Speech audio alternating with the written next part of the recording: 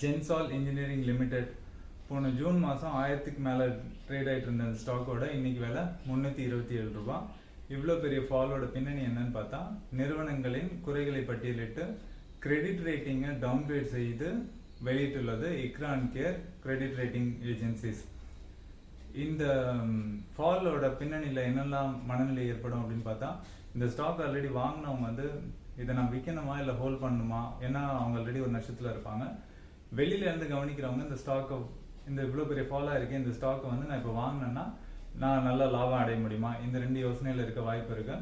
So அந்த மாதிரியான யோசனையில் இருக்கும்போது நம்ம ஒரு முடிவெடுக்கிறதுக்கு முன்னாடி நிறுவனத்தின் நிகழ்வுகளை ரொம்ப கூர்ந்து கவனிக்க வேண்டிய ஒரு அவசியம் இல்லை கட்டாயம் இருக்கு அப்படின்னு சொல்லலாம்.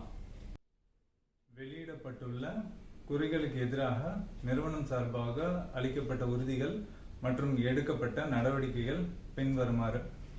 நம்பர் 1, நிறுவனம் எவ்விதமான குற்ற செயலிலும் ஈடுபடவில்லை, எந்தவித பொய்யான தகவலும் அளிக்கவில்லை அப்படின்னு சொல்லி சேர்மன் மற்றும் MD அன்மோல் சிங் ஜக்கி சொல்லியிருக்காரு.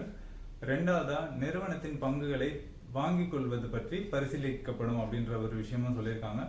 மூணாவதா, கம்பெனியோட ஆர்டர் புக்ன்றது கிட்டத்தட்ட 7000 கோடி ரூபாயா இருக்கு. கம்பெனி கன்சிஸ்டண்டா லாபத்தில் இயங்கி கொண்டிருக்கிறது.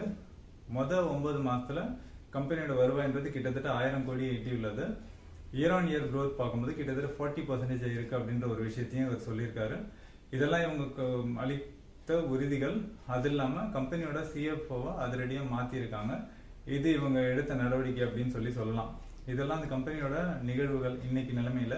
ஸோ இந்த ஸ்டாக்கை வாங்கணும் வேண்டாமன்ற ஒரு முடிவு எடுக்கிறதுக்கு முன்னாடி தொடர்ந்து கம்பெனியோட நிகழ்வுகளை தொடர்ந்து கவனிக்குமாறு நாங்கள் ரெக்கமெண்ட் செய்கிறோம். ஸோ இதெல்லாம் பார்க்கும்போது நம்ம ஒரு கன்விக்ஷன் வந்து தான் ஸ்டாக்கை வாங்கணுமா வேண்டாமன்ற முடிவுக்குள்ள போக முடியும் அப்படின்ற கருத்துக்களை உங்களிடம் பகிர்ந்து கொண்டு உங்களிடமிருந்து விடைபெறுகிறோம். நன்றி, வணக்கம்.